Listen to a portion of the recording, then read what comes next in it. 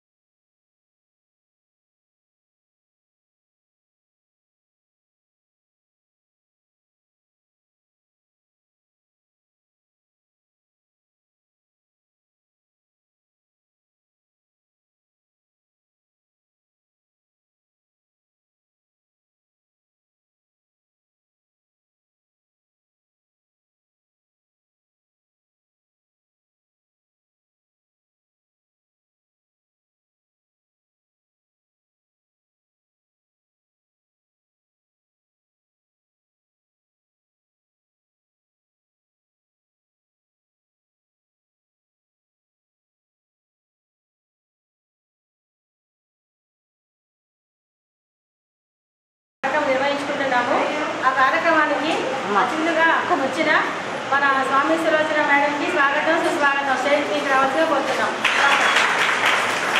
ఇక్కడ రాని వాళ్ళందరికీ మీరు చెప్పాలి.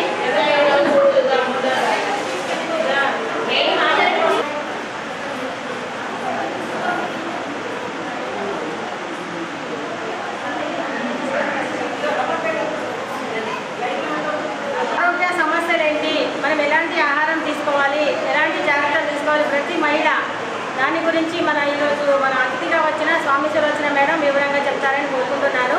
మరియు IYCF గురించి కూడా మేడం చాలా పర్ఫెక్ట్గా చెప్తారు. మీరు అన్ని విషయాలు క్షుణ్ణంగా విని మీ ప్రతి అంగన్వాడీ సెంటర్లో మీరు జరుపుకునే పోషణ పక్వాట కార్యక్రమంలో అందరి గర్భవతులకి బాలింతలు వినే విధంగా మీరు చెప్పాలి, వాళ్ళకి ఆచరించే విధంగా చూడాలి.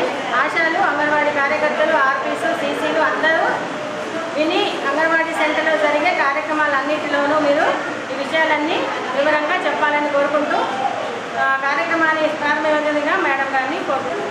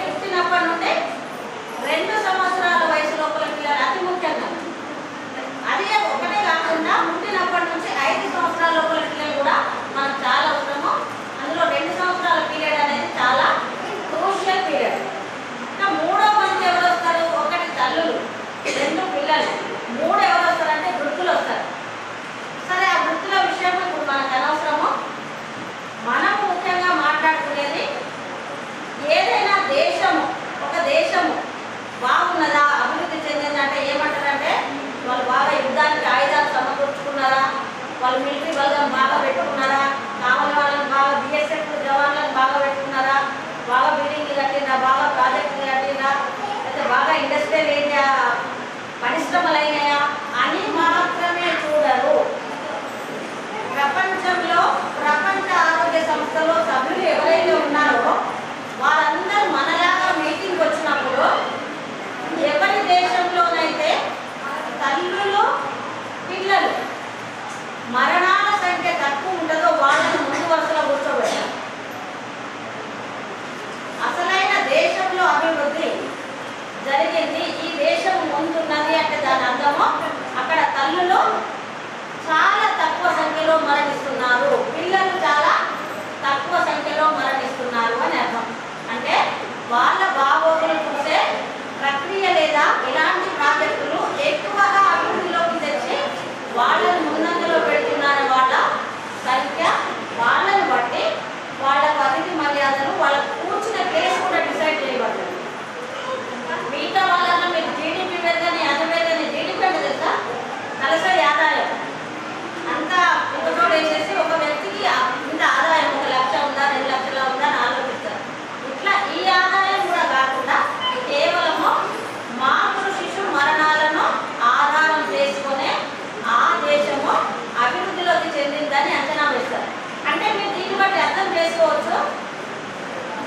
ఐసిడిఎస్ ఈ సంస్థకు కానీ లేక ఆరోగ్య శాఖకు కానీ మాతృ శిశు మరణాల మీద ఎంత ఫోకస్ ఉన్నదని మీరు అర్థం చేసుకోవచ్చు.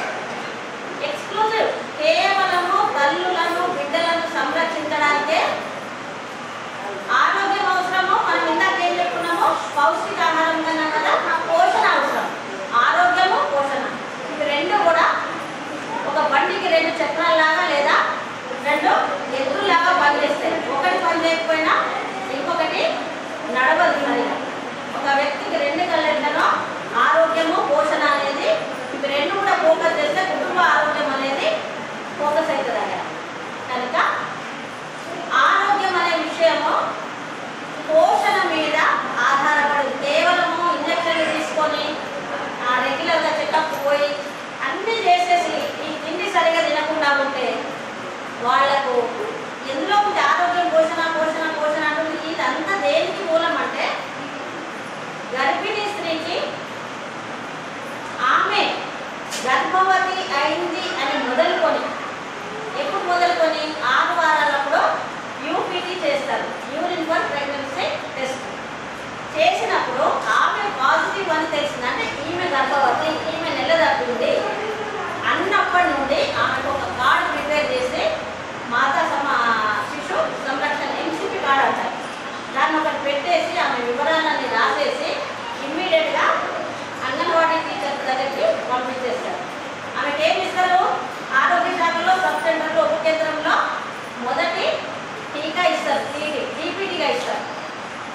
సో మొదటి ఇంకొక నెలకు ఇంకొక టీకా ఇస్తారు.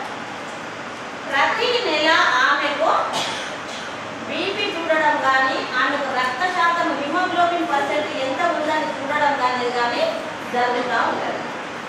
ఇది ఒకటే కాకుండా బీపీలో ఏమైనా తేడాలు వచ్చినాయా, ఏమైనా వాపులు వచ్చినాయా, ఇంకేమైనా అసోసియేటెడ్ డిసీజెస్ ఏమైనా ఉన్నాయా, అవి కాకుండా మన గుండె జబ్బులు ఉన్నాయా, ఏమైనా లివర్ ప్రాబ్లం ఉందా, ఇంకేదైనా కామెడీ ఉన్నాయా, ఇవన్నీ కూడా స్క్రీనింగ్ అనేది తల్లికి చేస్తూ ఉంటుంది. అందులో భాగంగా ఇప్పుడు మాతృ మరణాలకు కారణం ఏంటంటే ప్రసవానికి ముందు లేదా ప్రసవ సమయంలో జరిగే రక్తస్రావం వల్ల 10 to 15 మదర్స్ అంటే % మదర్స్ డెత్ అవుతున్నారు. కేవలము బ్లడ్ తక్కువగా ఉండడం. అదేమన్నా ఎమర్జెన్సీ తక్కువగా ఉండడం ఎమర్జెన్సీ ఈరోజు వచ్చింది రేపు బ్లడ్ తక్కువ ఉన్నది ఆమె చనిపోయింది అంటే మన నమ్మకమా కాదు కదా. నెల ప్రెగ్నెన్సీ ఉన్నప్పుడు ఆమె మనకు మొదలైతే 7.5 నెలలు ఆమె కంటిన్యూగా మనతో టచ్లో ఉంటుంది. ఉంటుందా లేదా టీచర్? మరి 7.5 నెలల్లో మా ఆరోగ్య ఉప కేంద్రాలు కానీ ఈ యొక్క అంగన్వాడీ సెంటర్స్ కానీ చేసే పని ఏంటంటే హిమోగ్లోబిన్ అనేది కరెక్ట్గా ఉందా లేదా. తక్కువ ఉన్న వాళ్ళకు ఎక్స్ట్రా అదనపు ఆహారాన్ని మీరు అందిస్తారు. అది కన్జ్యూమ్ చేసుకోమని వాళ్ళకు అవగాహన కలిగించాలి. అది ఒకటే కాకుండా ఆ వాళ్ళు ఏం చేస్తారంటే ఐరన్ క్యాప్సూల్స్ ఇవ్వడము, తక్కువైన వాళ్ళకు ఐరన్ సూక్రోజ్ అనే ఇంజక్షన్ల ద్వారా వాళ్ళకు త్వరగా హిమోగ్లోబిన్ అని సమకూర్చేటట్టు ఆ యొక్క ఏర్పాట్లు చేస్తారన్నమాట. కనుక నివారించదగే మరణాలలో రక్తము తక్కువగా ఉండడము మొదటిది. రక్తం ఎందుకు తక్కువగా ఉంటుందంటే చాలా రేర్గా కొన్ని జబ్బులు వాళ్ళకు ఉండడం వల్ల తక్కువ ఉంటుంది. కానీ 80-90% మదర్స్లో పోషకాహార లోపం వల్లనే రక్తం తక్కువ ఉంటుంది. సో దీన్ని దృష్టిలో పెట్టుకొని మంచి అవగాహన కల్పించవలసిన బాధ్యత ఎవరికి ఉంటుంది? అంగన్వాడీ టీచర్స్ మరియు మా యొక్క ఆరోగ్య శాఖలు అంటే మా ఏఎన్ఎం కావచ్చు, మా యొక్క ఆశా వర్కర్లు కావచ్చు, పై అధికారులు, సూపర్వైజర్లు, ఇంకా డాక్టర్స్ ఎవరైనా సరే ప్రతి ఒక్కరు కూడా వివరించి వాళ్లకు అవగాహన కల్పించవలసిన బాధ్యత కలిగి ఉన్నాము. మాకు తెలిసేది ఏంటంటే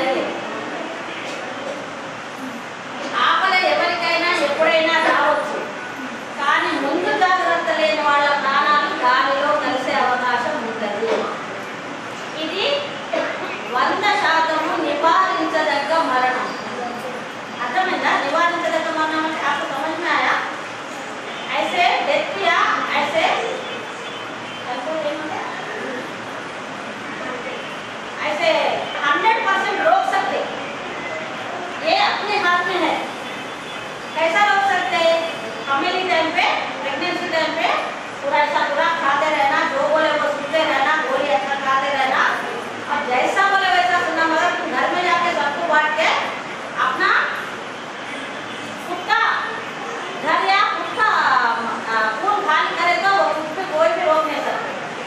मालूम है, एक बार बोले तो समझ लेना, తల్లులందరూ కూడా ఒకసారి చెప్పినప్పుడు మన మంచికే అని గ్రహించాలి. ఇందులో అపోహలు ఏమున్నాయంటే చాలా మందికి ఏం అపోహలు ఉన్నాయంటే తల్లి బాగా దొడ్డైపోతుంది, డెలివరీ అయిన తర్వాత తల్లి మళ్ళీ దిగదు, ఇలాంటి అపోహలు. బిడ్డ దొడ్డైతేనట నార్మల్ డెలివరీ కాదట, మీకంటే తోటి ఎప్పుడు కాదు బిడ్డ. ఎంత తిన్నా కూడా 3-3.5 కిలోల కంటే ఎక్కువ బిడ్డ పెరగదు. ఎవరికైనా 4 కిలోలు పుట్టిందంటే తల్లికి డయాబెటీస్ ఉందని అర్థం. షుగర్ बीमारी वालों को 3.5 से ज़्यादा 4 किलो तक बच्चा पैदा हो सकता है, मगर इतना खाए तो भी 3 या 3.5 किलो से ज़्यादा बच्चा डेवलप नहीं होता, एकदम तंदुरुस्त रहता। ये सब लोग याद रखना चाहिए, प्रति ఒక్కరు జ్ఞాపకం పెట్టుకోవాలి. అపోహలు ఉండదు. ఇంకొకటి, వాళ్ళందరితో పిల్లలకి ఇస్తే దాన్ని తీసుకుపోయి పడేస్తారు, మోషన్ సైకిల్ అంటారు. కొన్నిసార్లు అంటే మనల్ని మనం అనుకోవద్దు, చెప్పుకోవాల్సిన స్థితిలో ఉన్నారు అని పంచవలసిన రెస్పాన్సిబుల్ పర్సన్సే చెప్తా ఉంటారు. అలాంటి మోటివేషన్ మన వ్యక్తి కూడా మన తరఫున చేయకూడదు. WHO ఫార్ములా ఏదైనా వచ్చింది అంటే అది బిడ్డలకు శ్రేయస్కరమైనది, ఉపయోగకరమైనది అని అర్థం. మనకి ఏంటంటే ఫ్రీగా వచ్చిన వాటిలో వాల్యూ అనేది ఉండదు, దీన్నే మనం తెలుసుకోవాల్సింది. గర్భస్థ సమయంలో 2 టీకాలు తప్పనిసరిగా తీసుకోవాలి. 1 నెల వ్యవధితోనే మాట్లాడదామా, కేంద్రానికి రావాలి, అంగన్వాడీ సెంటర్కి వాళ్ళు రావాలి. ఇవన్నీ కూడా చూడండి మీరు, ఇందులో బాగా కాస్ట్లీ ఏం లేవు. చాలా మంది అనుకుంటారు తినాలంటే మాకు పైసలు ఎక్కండి, మాకు ఎవరు తెచ్చి పెడతారు, ఇలాంటి మాటలే మాట్లాడి డిమోటివేటెడ్ మాటలు. అంటే ఏం చెప్పినా దానికి రిస్క్ పడి పైసలు లేదు, అంత పెట్టలేము, మా తమ్ముడు పెట్టరు, ఉన్న మా ఆయన పెట్టడు, ఇలాంటి మాటలు మాట్లాడతారు. కనుక పౌష్టికాహారం అంటే నిజంగా గరిమూల ఆహారం అఫోర్డబుల్, ఎక్కడెక్కడ లభ్యమైతే చూడండి. ఇక్కడ చక్కగా పెట్టారు చూడండి, మునగాకు కానీ, గంగవాడి కూర కానీ, తోటకూర కానీ, పాలకూర కానీ, మనకు దగ్గరలో సీజన్గా దొరికే అతి తక్కువ ధరలో ఉన్న ఆకుకూరలు, కూరగాయలే పౌష్టికాహారం. కందిపప్పు, పెసరపప్పే పౌష్టికాహారం. మామూలుగా దొరికే చౌకగా దొరికే ఒక గుడ్డే పౌష్టికాహారం. పాలు మీరు నచ్చితే తాగొచ్చు, లేకుంటే తాగకపోవచ్చు, కానీ తాగితే ఇంకా మంచిది. ఇంతకు మించిన ఆహారం లేదు. ఫ్రై చికెన్ కానీ, ఫ్రై మటన్ కానీ, ఫ్రై లివర్ కానీ, ఇంకేదో అనుకోని పెద్ద పెద్ద ఆలోచనలు మీరు చేయొద్దు. మన ఇంట్లో వండినప్పుడు మీరు తీసుకోండి, లేకుంటే లేదు. కానీ ఈ ఆకుకూరలు, ఈ బెల్లము, పల్లీలు, సింపుల్ విషయాల్లో మీకు చాలా మొలకలు కానీ వీటిలో మీకు ఆరోగ్యం ఉంది, అది గ్రహించాలి.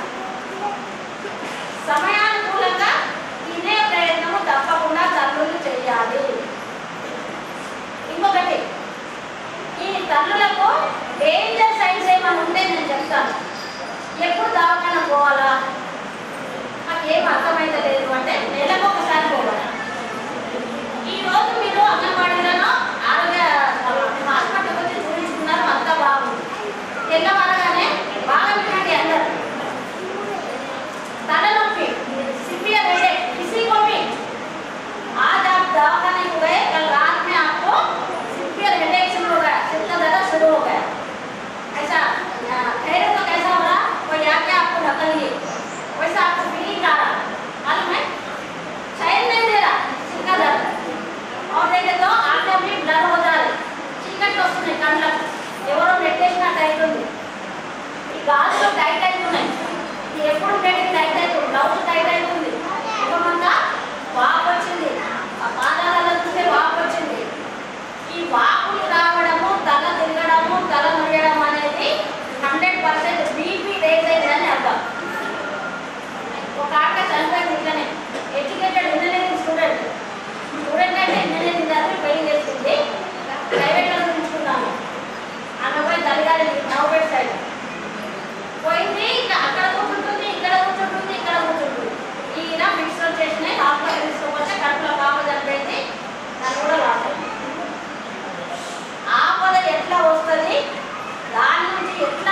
చూసుకోవాలి. ఇది డేంజర్ అనేది మీకు తెలియాలి. తలనొప్పి, కళ్ళు తిరగడం అనేది డేంజర్, వాపులు రావడం అనేది డేంజర్, నడుము కడుపు వస్తుంది అంటే నిండా 9 నెలలు నిండక ముందే నడుము కడుపు వస్తుంది, కొంచెం తెలుపు కనబడుతుంది, తక్కువని కొన్ని నీళ్ళు కొట్టడానికి పడే అది ఒంటెలు కాదు, అది ఉమ్మి నీళ్ళు పోతుంది ఒక్కొక్కసారి, నొప్పి ఏముండదు, దానికి గప్పుకుంటుంది. తర్వాత చెప్తామా ఇమ్మీడియట్గా హాస్పిటల్కి పోవాలి. ఎరుపు కనిపించింది బ్లీడింగ్ 7 నెలల్లో 6 నెలల్లో ఇమ్మీడియట్గా హాస్పిటల్కి పోవాలి. నడుము నొప్పికి, ఒత్తి కడుపు నొప్పికి, ఏమైనా బ్లీడింగ్ అయినప్పుడు, ఏదైనా తెల్లబట్ట అయిపోయినప్పుడు, కళ్ళు తిరిగినప్పుడు, వాపులు వచ్చినప్పుడు 100% 108 వేసి హాస్పిటల్కి వెళ్ళిపోవాలి. ఇవి డేంజర్ సైన్స్. ఇదే కాకుండా ఇవన్నీ ఏం లేవని ఒక దినంలో ఒక 10 సార్లు కడుపులో పాప అటు ఇటు కదలాలి. ఇట్లా కదులుతూ ఉంటుంది, ఇటు నుంచి అటు నుంచి ఇటు చేయగలిగినట్టు కదులుతారు, కదలలేదు, కడుపు గట్టిగా అయిపోయింది. అప్పుడు మీరు హాస్పిటల్కి వెళ్ళాలి. బిడ్డ తిరగకుండా హాస్పిటల్కి వెళ్ళాలా, తలనొప్పి వచ్చినా హాస్పిటల్కి వెళ్ళాలా, నడుము కడుపుని వచ్చి ఏదైనా బట్ట కనబడ్డ ఇవన్నీ కూడా డేంజర్ విషయాలు. మీకు మీ ప్రెగ్నెన్సీకి కష్టం తెచ్చే లక్షణాలు. వీటిని గుర్తించి మీరు ఇమ్మీడియట్గా నేను నిన్న పోయి వచ్చిన హాస్పిటల్ ఇంకా నాకు 15 రోజులు టైం ఉంది మేడం, అప్పుడు రమ్మన్నది, నేను అప్పుడే పోతాను, ఎవరు కూడా తలంచొద్దు. ఇలాంటి విషయాలు బాగా గుర్తుపెట్టుకొని ఇమ్మీడియట్గా హాస్పిటల్కి మీరు ఎప్పుడైనా రావచ్చు. ఇది ఒకటి. అన్నీ బాగుండి ప్రతి నెల వచ్చి ఇవన్నీ మీరు పొందుతూ ఉంటే ఆరోగ్యకరమైన బిడ్డ మీకు పుట్టే అవకాశం 100% ఉంది. ఓకే, బిడ్డ పుడుతుంది. మరి ఎక్కడ పోవాలి? మేము ప్రైవేట్ పోవాలన్నా, హాస్పిటల్ గవర్నమెంట్ పోవాలన్నా మీరు ఎక్కడైనా ఉండగానే హాస్పిటల్లో ఇబ్బంది. కానీ గవర్నమెంట్ హాస్పిటల్ అయితే ఇంకా సురక్షితం. ఎందుకంటే చాలా మంది పల్లెలు రైతే పోయి ఫస్ట్ ఉన్నారు తల్లిగారు పెడతారు, తల్లిగారు పెడతారు, అల్లుడు ఏమనుకుంటాడు గవర్నమెంట్ దాంట్లో కదా, వాళ్ళు మొదటి నుంచి చెప్తుంటారు మీరు ఇంట్లో పోవాలి, అన్న పోవాలి, మీరు గవర్నమెంట్ అన్న పోతే మా వాళ్ళు ఒప్పుకోరు. ఇవన్నీ పక్కన పెట్టి గవర్నమెంట్ హాస్పిటల్ తీసుకొచ్చి ఆ అల్లుని తల్లికి కౌన్సిలింగ్ ఇవ్వాలి, వర్క్ ప్లాన్ ఇవ్వాలి. ఎందుకు గవర్నమెంట్ సురక్షితము? అవసరమైతేనే పెద్ద ఆపరేషన్ చేస్తారు, లేకుండా చేయరు. అదే ప్రైవేట్గా అవసరం ఉన్నా అవసరం లేకుండా ఎక్కువసేపు చూసే అవకాశం తక్కువ. నేను ఎవరిని నిందించట్లేదు, ప్రైవేట్ వాళ్ళని వీళ్ళు మంచోళ్ళు కాదు అట్లా అనట్లేదు. कोई प्राइवेट हॉस्पिटल में नॉर्मल होने का इंतजार नहीं करते, वो नॉर्मल होने का इंतजार हैदराबाद में करते। पहले बात कर लेते 1.5 लाख रुपए का पैकेज रहता, तुम 1.5 लाख रुपया भरो हम नॉर्मल करते बोलते। बाकी के किधर भी आपको यकीन नहीं देते, हो सकता नहीं हो सकता, दम पकड़ा बच्चा हो लेता होगा, कुछ भी करते बोल के नमस्ते बोल देते, पैसे भरने के वास्ते रेडी रहते। वही आप सरकारी में गए तो जरूरत पड़े तो ही बड़ा ऑपरेशन करते, नहीं तो नहीं करते। वो एक सोचते बार बार इंత పెద్దగా చేసి ఆ పిల్లకు కష్టాలు ఆడపిల్లకు పెట్టండి కనుక గవర్నమెంట్ హాస్పిటల్ ప్రిఫర్ చేయండి. ఇంకా కాదు లేదు మాకు ఇష్టం లేదు మేము ఎట్టి పరిస్థితుల్లో వెళ్తామంటే అది మీ ఇష్టం, ఎవరు మిమ్మల్ని ఆపలేదు. సో ఇది పుట్టగానే అరగంట లోపల తల్లి పాలు పట్టేయాలి. ఎవరికైనా డౌట్ వస్తుందండి, అంగన్వాడీ టీచర్స్ కానీ మా వాళ్ళు కానీ आपको आधा घंटे के अंदर माँ का दूध पिलाना, क्या ये मुमकिन है क्या? बोलो आप जरा आवाज ऊपर बोलो जी। हो सकता आधा घंटे में पिला सकते हैं। बड़ा ऑपरेशन होता है ना सो जाते कैसा करते उनको नहीं हिलाना बोलते, बच्चे बहुत रखते थे హాస్పిటల్లో మీరు అవైలబుల్ ఉండరు. వాళ్ళ అమ్మ కానీ అత్తడు కానీ వాళ్ళకి చెప్తాం మేడం. అదే కదా, పుట్టిన బిడ్డకు బయట పాలు కానీ ఫార్ములా మిల్క్ అంటారు. ఫార్ములా మిల్క్ అంటే వాళ్ళు పౌడర్ డబ్బా రాసిస్తారు, అది వేడి చేసిన నీళ్ళలో కలిపి తాగించారు, 1 చెంచా 1/2 గ్లాస్ నీళ్ళు, దాన్ని ఫార్ములా మిల్క్ అంటారు. అది కానీ తేనె కానీ పక్కకున్నోళ్ళ పాలు కానీ దూది నీళ్ళలో నుంచి తడుపుడు కానీ ఈ పనులు ఎప్పుడూ చెయ్యకూడదండి. కేవలము తల్లి పాలు మాత్రమే బిడ్డకు ఇవ్వాలి. ఎందుకంటే బిడ్డకు నెలన్నర తర్వాత మొదటి టీకా ఇస్తాము, 0 డోస్ ఇస్తాము. 24 గంటల లోపల ఒక BCG, oral polio, hepatitis B అని ఇస్తాం. అది కాకుండా నెలన్నరకు ఫస్ట్ డోస్ ఇస్తాం. ఈ ఫస్ట్ డోస్ ఇచ్చే లోపల బిడ్డను కాపాడేది, మొదటి టీకాగా పనిచేసేది కేవలము తల్లి యొక్క ముర్రు పాలు మాత్రమే. జున్ను తిన్నారా? ఎవరైనా జున్ను తిన్నారా? తిన్నారా? ఆ జున్ను పట్టి ఇట్లా దాంట్లో పట్టి కొట్టి జున్నంటే తిన్నారన్నా చెప్పండి. తిన్నారా ఎవరైనా? అది ఎంత రుచిగా, ఎంత బాగుంటుంది కదా. సేమ్ అవే పాలు, జంతువులకైనా మనిషికైనా అవే పాలు. ఆ పాలు బిడ్డ నోట్లోకి పోవాలి. చాలా మంది పిండి పాలు వస్తారు, అవి చిన్నగా ఉన్నాయని. ఎట్టి పరిస్థితుల్లో కూడా తల్లి పాలు వృధా చేయకూడదు. మరి బిడ్డ ఆపరేషన్ అయిన వాళ్ళకి ఎలా పట్టించాలి చెప్పండి ఎవరు? ఆశా వర్కర్లు, ఏ అమ్మాయి? నేను ఒకటే రకంగా మాట్లాడుతాను. మీరు డెలివరీస్ అటెండ్ అవుతారు కదా, పెద్దవాళ్ళు ఇప్పుడు పెద్ద ఆపరేషన్ అయింది, LSCS, ఆ బిడ్డకు తల్లి పాలు ఎట్లా పట్టిస్తారు? తల్లిని గదిలో కదులుతుంది కదా, అట్లా పడుకొని ఉంటుంది కదా, ఇమ్మొబిలైజేషన్ పొజిషన్లో ఎలా ఇస్తారు మరి చెప్పండి? అట్లనా? లేదా బొమ్ముండే కదా, తల్లి గౌన్ వేస్తారు ఆపరేషన్ అయినప్పుడు.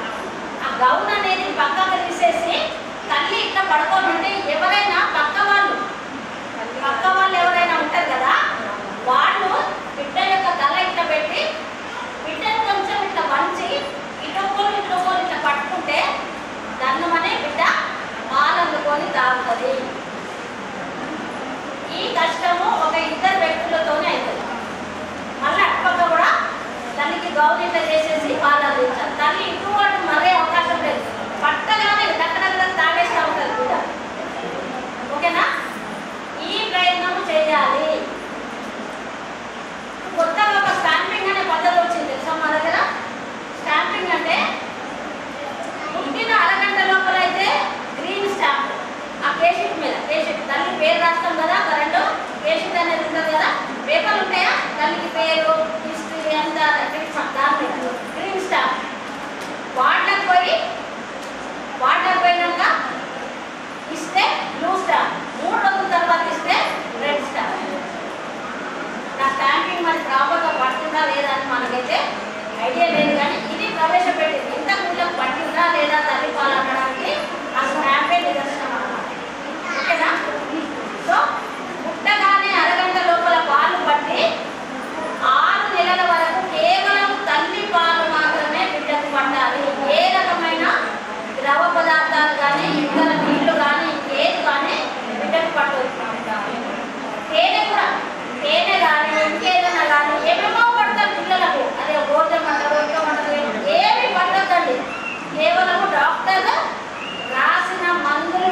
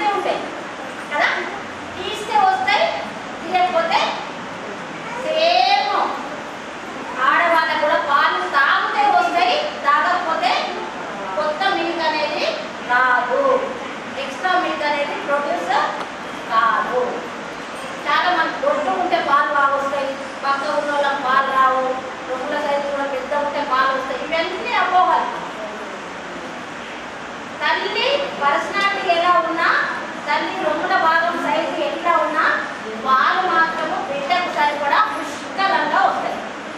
ఇంకొక అపోహ, ఇద్దరు పుడతారు, ఒక్కరికే సరిపో, ఇద్దరికే సరిపోతే ఒకరు డబ్బా పాలు పెడదాము, ఒకరికి తల్లి పాలు. అన్న ఇంకా ఆడమ్మగా పుట్టింది అనుకోదు, కొడుకు తల్లి పాలు, బిడ్డకు డబ్బా పాలు.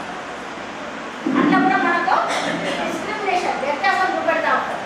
కనుక ఇద్దరే కాదు, ఒక తల్లికి 3 పిల్లలు పుట్టినా తల్లి పాలే ఆ 3 పిల్లలకు సరిపోతాయి. ఇది నిజం.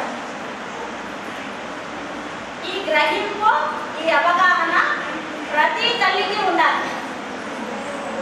అర్థమైందా? నేను ఆ పిల్లకి చెప్పిన, నువ్వు ఇంత వంగి వంగి వంగి ఇచ్చి ఇవన్నీ వచ్చే బదులు ఒక గోడ కొరిగేసి మంచిగా వెనుకొక పిల్లో పెట్టుకొని చక్కగా మంచిగా నీకు నచ్చినట్టు కూర్చొని ఇట్లా పట్టుకొని ఇక్కడ కూడా ఒక పిల్లో పెట్టుకొని హాయిగా ఇచ్చేయండి. అప్పుడు ఇంత వచ్చినాయి లేదా అనుకోలే మరి, ఎంత బాగుంది, ఇట్లా ఏం వస్తున్నారు. అట్లనే మరి చెప్పేవాళ్ళ సలహాను బట్టి, అవగాహనను బట్టి తల్లి కాదు, లేకపోతే ఇంట్లోనే ఇంత వంగి గంటలు గంటలు ఉండాలంటే తల్లికి చాలా అవసరం లేదు. కనుక తల్లికి నచ్చినట్టు చక్కగా ఇట్లా ఒరిగి కూర్చొని ఇక్కడ ఒక మెత్త పెట్టుకొని తల ఎప్పుడు కూడా వైభాగంలో ఉండాలి. ఈ చెయ్యి ఎట్లా ఉండాలా, ఈ వీపులకు వెళ్ళి ये रीढ़ की हड्डी रहती ना, ये रीढ़ की हड्डी से सीधा ये हाथ ऐसा रहना, रह गया ऐसा, बटक्स तक ऐसा चले जाएगा इधर, अच्छा सपोर्ट करने ऐसा देना दूर, ये हाथ ऐसा रहता और दूसरा हाथ कैसा रहता, ये चेस्ट को ऐसा ब्रेस्ट पे ऐसा पकड़ लेना, ऐसा पकड़ लेके ऐसा देना, फील आता है। क्या करते, ऐसा करते, ये उंगलियों के अंदर रखना,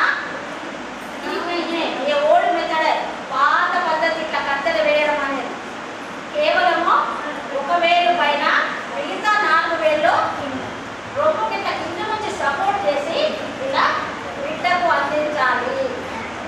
బిడ్డ నోట్లో పెట్టినప్పుడు ఈ భాగం మొత్తం బిడ్డ నోట్లో పోవాలి. ఏ పూరా ఇద్దరు కాళ్ళ పనైనా ఏరియాలో పోతుంది, ఖాళీ ఏరియా तो कतर देता हो नहीं नया तो अपना नहीं यहाँ तक दिए तो सींचना अच्छा रहता. సెట్టింగ్ అనేది రిఫ్లెక్షన్ బాగా ఉంటుంది కనుక ఇలా పట్టేసి సపోర్ట్ చేసి ఈ విధంగా పాలు ఇవ్వాలి. ఇంకొకటి ఏం చేస్తారంటే, అమ్మ గడ్డలైతే ఇటు 5 నిమిషాలు ఇటు 5 నిమిషాలు ఇటు 5 నిమిషాలు ఇటు 5 నిమిషాలు ఇస్తే పిల్లగాడు ఒంటరి పోస్తాడు, దొడ్డికి పోతాడు, కానీ వక్కగా అయిపోతాడు. కడుపు నిండా తాగుతుండు, 2 దిక్కుల తాగుతుంది, ఒక్కగా ఎందుకు అవుతుందంటే ఫస్ట్ ఇచ్చే 5 నిమిషాల పాలలో నీళ్ళ శాతం ఎక్కువ ఉంటుంది, బలం తక్కువ ఉంటుంది, న్యూట్రియంట్స్ तक समझ में आ रहा आपको? पहले दिन के दूध में पानी ज्यादा रहता, वक्त के न्यूट्रिएंट्स कम रहते. इधर का पानी इधर का खाली पानी पानी देते रहते, बच्चा कैसा बड़ा होगा? एक तरफ पूरा देना. ఒకసారి మొదలు పెట్టామంటే 10 నిమిషాలు కానీ 8 నిమిషాలు కానీ 15 నిమిషాలు కానీ ఒక సైడ్ కంప్లీట్ ఇచ్చినాక మళ్ళీ బిడ్డ తాగుతానంటే మరి ఇంకొక సైడ్ మనము ఇవ్వాలి. కానీ అటు 2 నిమిషాలు అటు 5 నిమిషాలు ఎప్పటి కూడా ఇవ్వకూడదు. ఇది ఒకటి. ఎన్నిసార్లు పాలు ఇవ్వాలి? ఎన్నిసార్లు ఇవ్వాలమ్మా?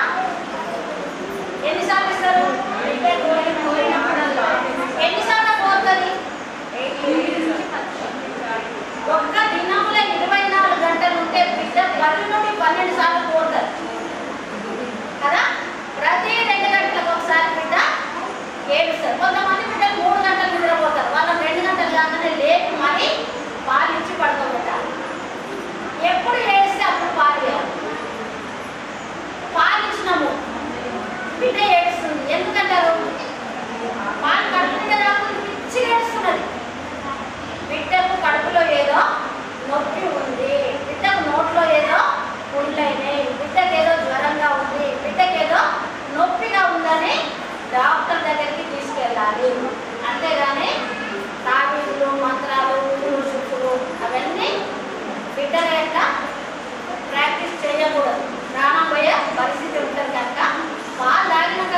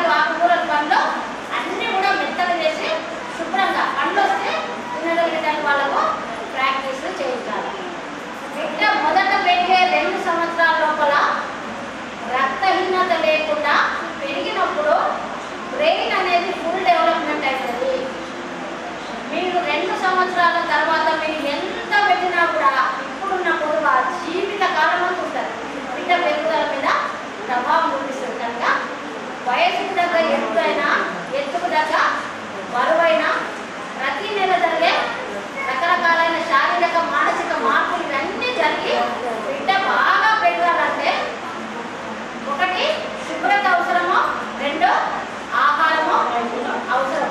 అంటే ఇవన్నీ కూడా కంటిన్యూషన్లో పెట్టి బిడ్డకు రక్తహీనత లేకుండా చూసి అన్ని అలాగా వాళ్ళకు కేవలం ఇప్పటి వరకు చెప్పింది. వాళ్ళ దాకా 18 సంవత్సరాల నుంచి 60, 70, 80 సంవత్సరాల వరకు మహిళలందరూ కూడా ఆరోగ్యంగా ఉండాలి. 30 సంవత్సరాలు దాటిన వాళ్ళు మా యొక్క గవర్నమెంట్ హాస్పిటల్లో వచ్చి 5 నుంచి 10,000 పెట్టే రక్త పరీక్షలన్నీ ఉచితంగా చేసుకోవాలా. వాళ్ళకి షుగర్ ఉందా, బీపీ ఉందా, కిడ్నీలు ఎట్లా ఉన్నాయి, సీరం క్రియాటిన్ ఎట్లా ఉంది, మళ్ళీ వాళ్ళకు ఏంటి లిపిడ్ ప్రొఫైల్స్ అంటారు, కొలెస్ట్రాల్ ఎట్లా ఉంది, ఇవన్నీ కూడా ఉండేవన్నీ బాగా పనిచేస్తున్నాయనే టెస్టులన్నీ కూడా మా దగ్గర ఫ్రీగా ఉన్నాయి. ఫ్రీగా చేసుకోండి. ఫ్రీగా అంటే ఇన్ని రకాలుగా పోలుస్తారంటే పొలవరు. సింగిల్ షాట్ ఒకటేసారి రక్తం ఇస్తే 20-30 రకాలైన టెస్టులు ఫ్రీ అయిపోతాయి. కనుక తినకుండా పోయి 30 సంవత్సరాలు దాటిన ప్రతి ఒక్కరు కూడా మా గవర్నమెంట్ హాస్పిటల్లో అర్బన్ హెల్త్ సెంటర్లో చంద్రశేఖర్ కాలనీ కానీ, గౌతమ్ నగర్ కానీ, గుబ్బ కానీ ఇక్కడ మొత్తం ఉన్నాయి. కనుక మీరందరూ అవి చేయించుకొని ముఖ్యంగా ఎవరైనా షుగర్ వచ్చేస్తున్నా ఇంకేదైనా మీకు తెలుసుకోగలరు కనుక మీరు ముందే జాగ్రత్త పడలేదు. ముఖ్యంగా క్యాన్సర్తో ఎక్కువ చనిపోయిన మనుషులు కనుక ఆడవాళ్ళు ముఖ్యంగా గర్భాశయ క్యాన్సర్ ఒక బాధ.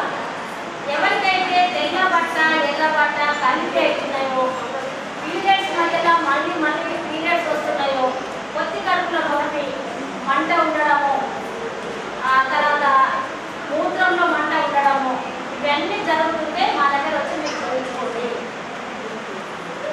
ఎవరికైతే రొమ్ముల్లో గడ్డలా కనిపిస్తుంది, ఒక రొమ్ము